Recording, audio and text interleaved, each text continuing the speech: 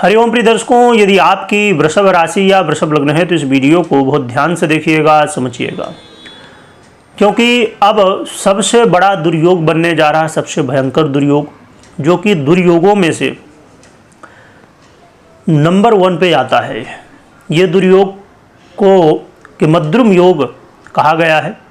एक किमद्रुम योग चंद्रमा से निर्मित होता है, चंद्रमा से बनता है।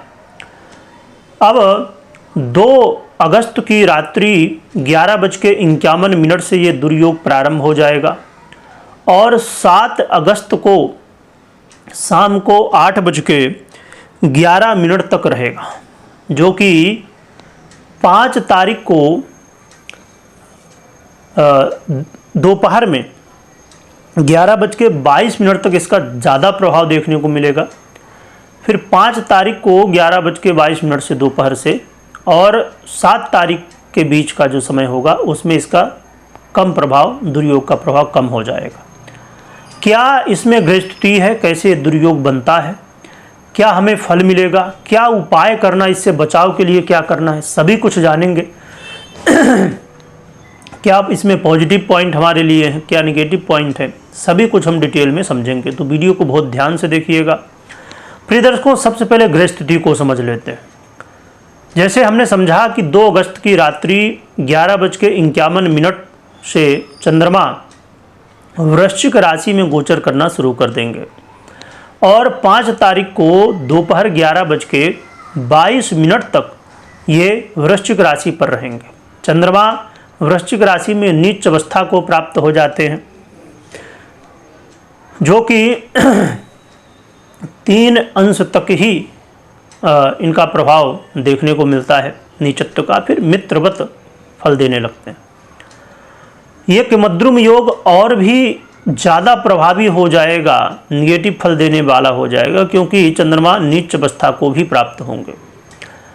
और इनका जो गोचर काल है ये आपके 7वें भाव में होने जा रहा है। चंद्रमा आपके तृतीय से होके और आपके 7वें भाव में गोचर करेंगे।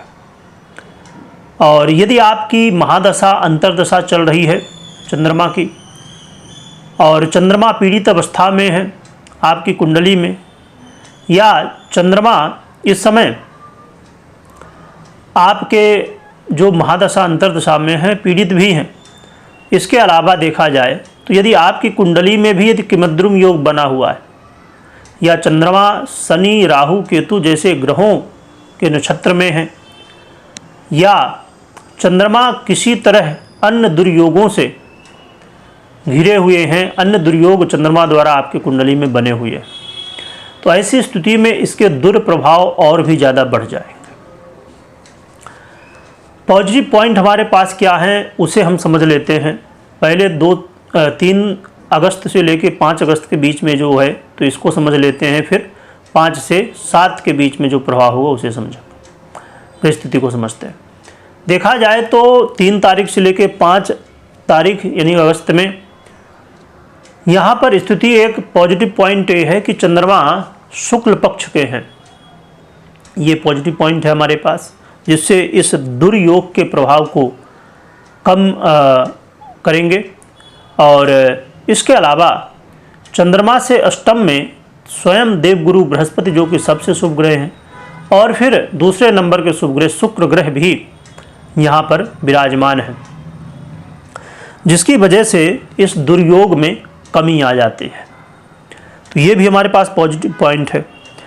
और इसके अलावा देखा जाए तो चंद्रमा की स्थिति का इसमें और बड़ा महत्वपूर्ण ये है कि चंद्रमा के जब अब आगे बढ़ेंगे 5 तारीख को, तो देवगुरु, क्योंकि अभी वृश्चिक में रहेंगे पहले, फिर धनु में चले जाएंगे। जब धनु में चले जाएंगे तो देवगुरु बृहस्पति और शुक्र से ये स्वयं दृष्ट हो जाएंगे, जिसकी वजह से दुर्योग का प्रभाव बहुत कम हो जाएगा।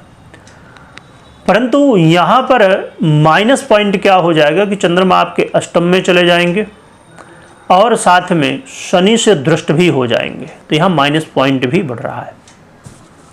तो ये है ग्रह स्थिति 3 से लेके 5 और 5 से लेके 7 की।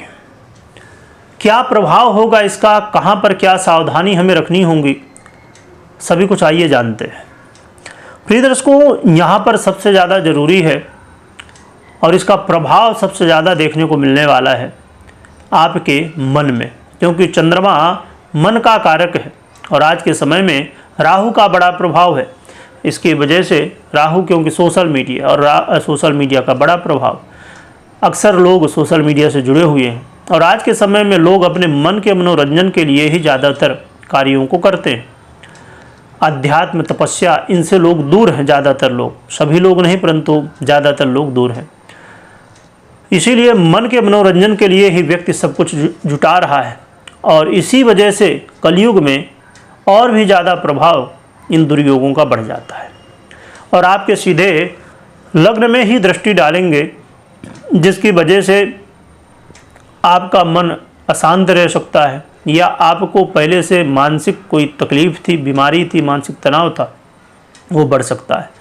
इस समय अपने आप से ही द्वंद्व युद्ध होगा, यानी कि आपस में ही क्या करें क्या ना करें, ये भ्रम की स्थितियाँ बनी रहेंगी। मान सम्मान में कमी, मानसिक तनाव और देखा जाए तो मैरिज लाइफ, दाम्पत्य जीवन में यदि आप पति पत्नी हैं तो दाम्पत्य जीवन में आपस में कलह का माहौल बनने की संभावना हो जाएगी। और व्यापारियों को इस समय बहुत सतर्क रहना चाहिए, क्योंकि व्यापार में उतार चढ़ाव, धन हानि की संभावना देखने को मिल सकती है।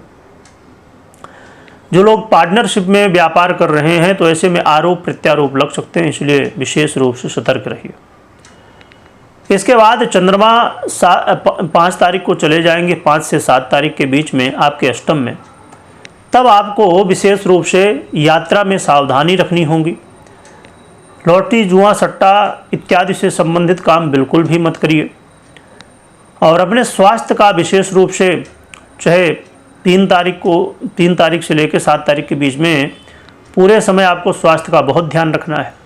घर परिवार में कलह का माहौल बन सकता है, इसका भी ध्यान रखिए और अपने वाणी में बहुत संयम रखिएगा। पैसे का लेन देन कर रहे हैं, ट्रांजैक्शन कर रहे हैं, तो ऐसे में आप सतर्क रहिएगा। तो इन विषयों पर आपको ध्यान रखना है। क्या उपाय करना चाहिए जिससे हम बच सके इस प्रभाव के, इस दुर्योग के प्रभाव को हम कम कर सके। पूरी तरह से तो खत्म नहीं किया जा सकता, परंतु हम कम कर सकते हैं। इसके लिए माता का आशीर्वाद लीजिए, यदि माता ना हो तो माता तुल्य महिलाओं का आशीर्वाद लीजिए। और ये श्रावण का महीना है, बहुत ही अच्छा अवसर है। भगवान भोलेनाथ की आराधना करिए, भगवान शिव को जल चढ़ाइए, दूध चढ़ाइए, अभिषेक करिए, भगवान शिव की पूजन करिए।